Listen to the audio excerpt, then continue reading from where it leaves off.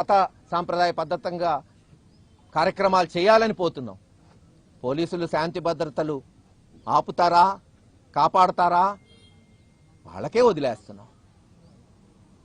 ఈరోజు గనక ఒకటే చెప్తున్నాం, దహనం జరగకపోతే రేపు జగన్మోహన్ రెడ్డి గారు వచ్చి దహనం చేపిస్తాడు. గుర్తుపెట్టుకోండి, ఇదే కార్యక్రమం. మీ ఇష్టం, మీ చేతుల్లో ఉంది, పోలీసుల చేతుల్లో.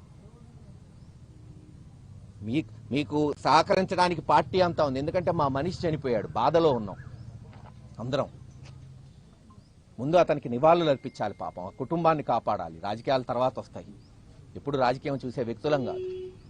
ముందు ఆ కుటుంబాన్ని ఆదుకోవాలి, అతనికి నివాళులు అర్పించాలి. కాబట్టి మళ్ళీ చెప్తున్నా, ఈ ప్రభుత్వం వెంటనే ఆ సిఐని ఎస్ఐని సస్పెండ్ చేయండి. ముందు మీకు చిత్తశుద్ధి ఉంటే, ధర్మం నీతి అనేది ఎక్కడన్నా కొసాన మీలో మిగిలింటే.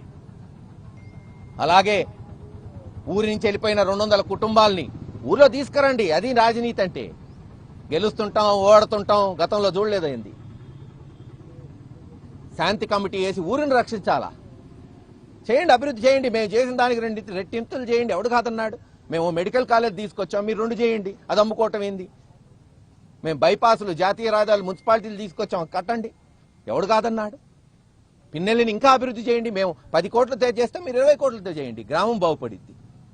1000 మందిని ఊరు బయట పంపిస్తే అదేం గొప్ప రాజకీయం?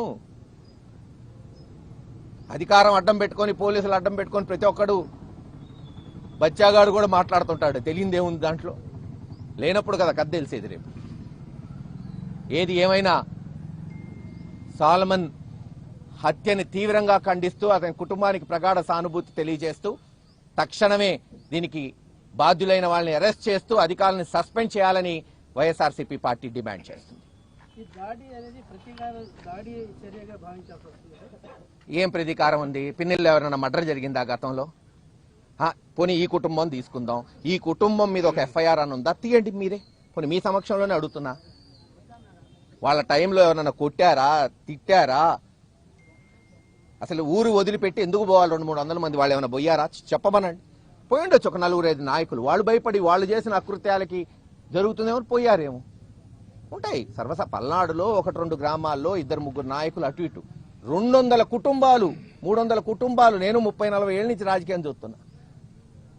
బాంబుదాడులు ఎదుర్కొన్నాం, మడ్డలు ఎదుర్కొన్నాం, రిగ్గింగ్లు ఎదుర్కొన్నాం. ఎప్పుడు ఇటువంటి పరిస్థితి చూడలా నేను. రోజు కూలికి పోయేవాళ్ళయా పాపం. ఎస్సీలు, బీసీలు వచ్చి ఇక్కడ మీ ప్రాంతంలో వాచ్మెన్లుగా బతుకుతున్నారు. ఎంత కసి ఉంటుంది, ఎంత కోపం ఉంటుంది వాళ్ళకి. రేపు ఎలక్షన్ల వరకు గొడవలు జరిగితే ఓకే, ఎలక్షన్ అయిన తర్వాత రాజకీయం అందరికీ ఉండాలా. జగన్మోహన్ రెడ్డి గారు చెప్పారుగా, మాకు అందరికీ పని చేయండి, అందరికీ అన్నట్టు చేశాం.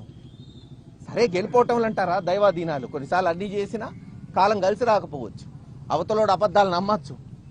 ఏం చేయగలుగుతాం? రాజకీయం.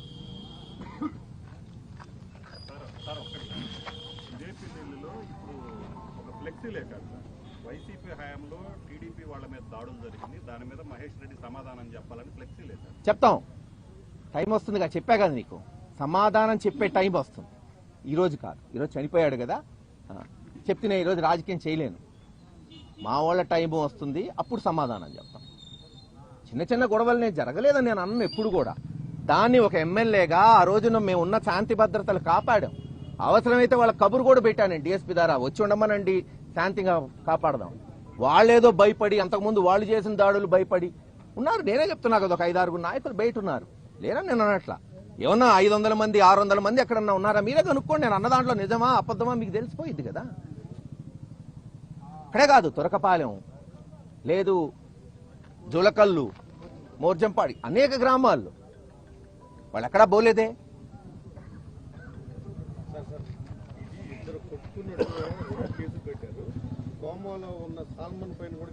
అదేగా చెప్తుంది.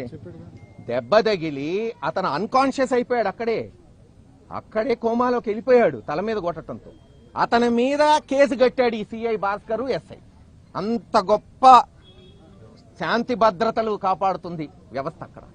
ముందు వాళ్ళ మీద కట్టారు. విచిత్రం, వాళ్ళ హాస్పిటల్కి వస్తే పాపం పిడుగురాళ్ళు తీసుకెళ్లి నర్సరాబాద్ తీసుకెళ్తే డాక్టర్ చేతులు ఎత్తేశారు కష్టమని.